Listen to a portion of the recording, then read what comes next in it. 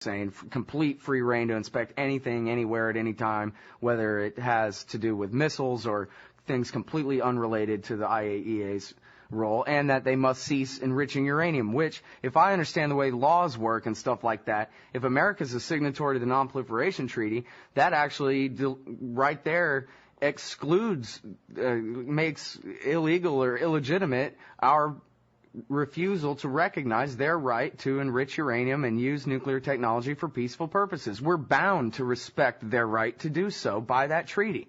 I think you're right in that. The fact is the U.S. is a signatory. Iran is a signatory. In fact, everybody in the Middle East is a signatory except Israel. And basically, Iran has a right guaranteed by the Non-Proliferation Treaty to have access to peaceful use of nuclear energy. I mean, there's no debate about that, and even George Bush conceded on several occasions that that was the case. So it's a question of they keep moving the goalposts. It's like the Israelis in particular, every 6 months or so, they say, well, Iran is 1 year away from having a nuclear weapon. Well, they've been saying that for 10 years.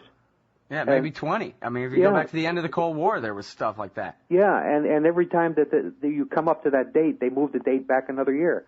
So it's like you can't win with those kinds of arguments. And the fact is that we keep saying that we're talking with negotiating with the Iranians, or we're willing to negotiate with the Iranians, but absolutely nothing is happening. I mean, there's not the Iranians are partly responsible for that too, but the United States is making no effort for outreach to really try to resolve any of these issues. And when you're not talking, nothing is going to happen. Hey, can I keep you late one more segment here, because we're almost up to this next break? Sure, if your listenership can stand it, yeah. Oh yeah, no, they need this. The next subject really is about the politics. I see here at the American Conservative magazine on the blog there, amconmag.com/blog. You have a piece here about the removal of Jim Jones from the National Security Advisor spot and his replacement with this guy, Tom Danilian. And I guess I could sort of lead into the question now, which is the reporting I'd seen just, so far, and I've kind of been out of town, but was that Jones was more hawkish than Obama on Afghanistan. And that was his problem, and that's why he's gone. And yet you have a very different take here, that he was more cautious on Iran, and that's why he's gone. Is that right? Yeah, that's kind of what I'm hearing, which is essentially that the issue was not Afghanistan, where indeed General Jones was more forward-leaning than Obama, but the fact that he's been somewhat resistant to pressure to do anything about Iran. Wonderful. Well, we'll talk more about the politics in America and the negotiations with Iran with Phil Giraldi from the American Conservative and Antiwar.com and the Council for the National Interest, too. We'll be right back. All right, y'all, welcome back to the show. It's Anti-War Radio. I'm Scott Horton. I'm talking with Phil Giraldi from Antiwar.com, et cetera, et cetera, et cetera. Google him up and read all about it. All right, so now Jim Jones, that's what we were talking about. He was the National Security Advisor, and now he's stepping down. I don't know if he's all the way gone yet, and he's being replaced. And you're telling me that this has to do with Iran, Phil? Well, I'm saying Iran is certainly one of the issues. I think what we're seeing here is that politicians are more comfortable with other politicians or other people that have the same instincts. And very often these generals that wind up in some of these jobs and everything, particularly when they speak frankly about certain issues, which on occasion they do, they have a problem. And I think that it's been reported for quite some time that Jones had a communications problem with Obama, of course, who really doesn't know anything about national security or foreign policy. And obviously this has morphed into a serious enough problem where there has been talk over the last 6 months that Jones would sooner or later be walking the plank. And he's been replaced by this other guy, Tom Donilon. And this guy is a lawyer. Does that sound familiar? He basically has worked in a number of jobs. He was most recently involved with the Obama campaign. Before that, he was at Fannie Mae as a lawyer. Yeah, there you go. And his wife is on the staff of Joe Biden. his brother, I believe, is on, or is his cousin, I think it's his brother, is on the staff of Joe Biden. So we have a pattern emerging here of comfort level more than expertise. So what is a lawyer who has no degrees or no background in foreign policy, what does he actually know about security and foreign policy? Well, I would say he might be a quick study, and he's been working with Jones at the National Security Council for some time. So he's probably picked a lot of stuff up, but he doesn't have any expertise in a very professional way, I don't think. Yeah, and he doesn't sit around reading Antiwar.com all night either. Well, he's probably been trying to call me up, but I haven't received the calls yet. And but anyway, the point is, if you're going to get people in government who have the professional credentials, then by all means do that. But we see a pattern of this kind of thing where these people become uncomfortable with people who have the good, strong credentials. Like how many generals were forced to resign under George Bush because they were telling him things he didn't want to hear. And to me, this guy is possibly another Sandy Berger coming along, who was Bill Clinton's national security advisor. Yeah, the guy that let Osama live. Right. Well, and also did a number of other things. He was heavily involved in the bombing of Serbia, and he later was arrested for stuffing classified documents from the National Archive into his trousers. So this is a real class act, this guy. He's still around, of course, and still occasionally appears on television. Well, so wait a minute. What about the Joint Chiefs of Staff? I see this guy, Hugh Shelton, who says, oh, man, Rumsfeld lied us into war, and he marginalized the Joint Chiefs in violation of the Goldwater Act and used Tommy Franks to buffalo everybody into this evil thing. And yet he didn't say anything or do anything about it at the time. He just sat there waiting to get promoted. And I wonder, are these kooks, what are they telling Obama about airstrikes against Iran? Are they saying, no, man, we don't want to do this? Or are they saying, yeah, we're the tough guys. We can do whatever we want? Because that's basically the choice in their minds, apparently. Well, you get different stories about what's going on in the Pentagon and defense policy in general. It's pretty clear that Gates does not want, Bobby Gates, the Secretary of Defense, does not want another war at this time against Iran. I think that's quite clear. And I think it's also quite clear Obama doesn't want it either. But you get idiots like Air Force people who are, the Air Force is the service, I'm probably going to insult a lot of people when I say this, but the Air Force is the American fighting service that never does any fighting.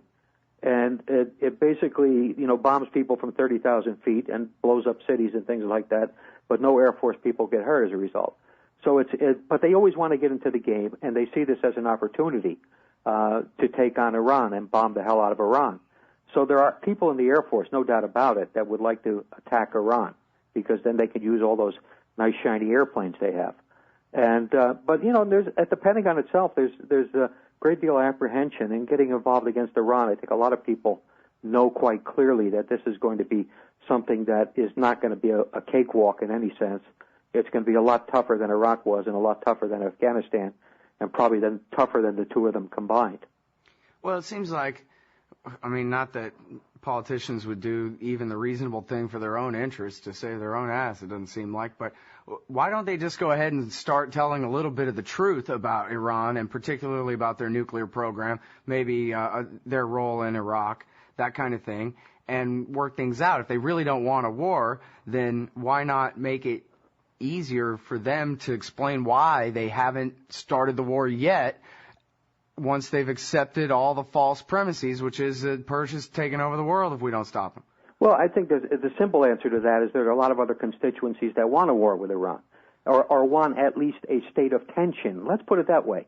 Certainly the whole military-industrial complex and the long war advocates rely on a constant state of tension to keep the budgets going, to keep their livelihoods going. And then, of course, there's the Israel lobby, which genuinely would like to have us attack Iran, and they're extremely powerful in Congress and also with the White House. Yeah, the oil guys like having the price of oil nice and high, too. Well, I think the oil guys actually would like to get into Iran and cut a slice of it. There are a lot of different ways to look at that, but the oil guys, I think, have pretty consistently been against war in the Middle East.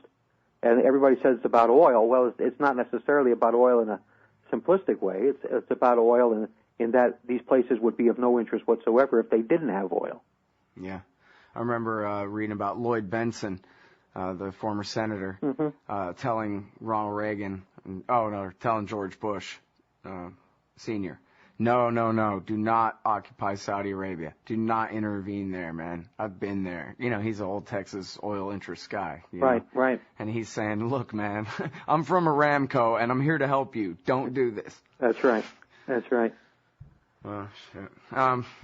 So, I don't know, man. It seems to me, though, that with the politicians, the presidents, always crying wolf about Iran, but then still not doing anything about it, makes them look worse than if they would just say, look at me, I actually made the deal, and relieve that tension, And for their own selfish purposes. But maybe I'm not good at electoral politics. Well, but what bothers me is that if they, you remember the Gulf of Tonkin, you know how that happened. Oh, yeah. And I'm scared that there's going to be just some kind of incident that it escalates into something, and that suddenly it's going to be rally round the flag again.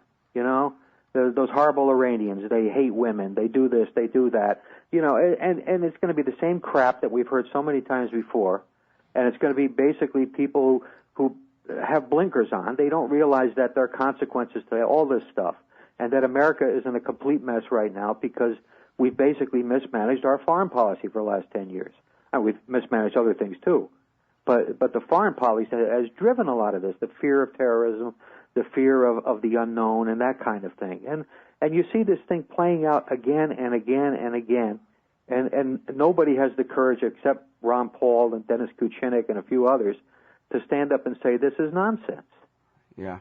Well, and it's funny, I get emails sometimes that say, man, you're right, I actually got one of these recently, there's not an Islamo-fascist caliphate, They're really the only independent from America Muslim states in the world, majority Muslim states in the world, as are Syria and Iran. Basically, the rest of them are all run by American satraps, So, it's useful to point out, like just, ninth grade geography or third grade, hopefully, that there is no power in Africa. The Europeans are basically a NATO satellite. They're part of our empire and the West and whatever like that. We're on much better terms anyway with the Russians and the Chinese and have been for decades now. And, there's no other power on Earth. Yep. That's it. There are no threats to us. It's not a dangerous planet after all. Everything's fine. That's right. If only people would just stop being afraid. There's nobody who's against us, really. Right. So, anyway, there you go. You hear that? I said that, and then the CIA expert guy said that that's right, everybody. There's no danger. It's That's cool. right. Yeah, you can sleep tonight. There you go. Thanks, Phil. Okay, Scott.